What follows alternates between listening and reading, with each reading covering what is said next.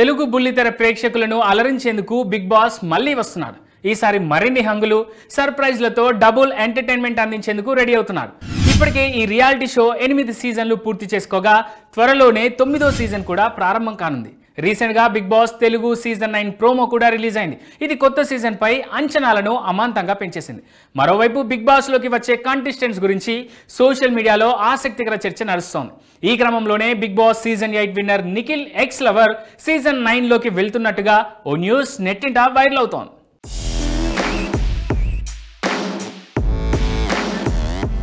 ఇక మా టీవీలో ప్రసారమైన కిరాక్ బాయ్స్, కిలాడి గర్ల్స్, జాతిరత్నాలు వంటి టీవీ షోల ద్వారా కొంతమంది కంటెస్టెంట్స్ ను బిగ్ బాస్ కోసం ఎంపిక చేసినట్లు తెలుస్తోంది.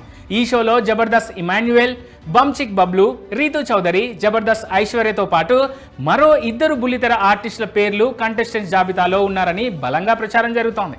ఈ క్రమంలోనే బిగ్ బాస్ కంటెస్టెంట్ల జాబితాలో మరో ప్రముఖ నటి పేరు కూడా ఉన్నట్లు సమాచారం. ఆమెనే నిఖిల్ ఎక్స్ లవర్ కావ్యశ్రీ. కావ్య ప్రస్తుతం చిన్ని అనే సీరియల్లో నటిస్తోంది.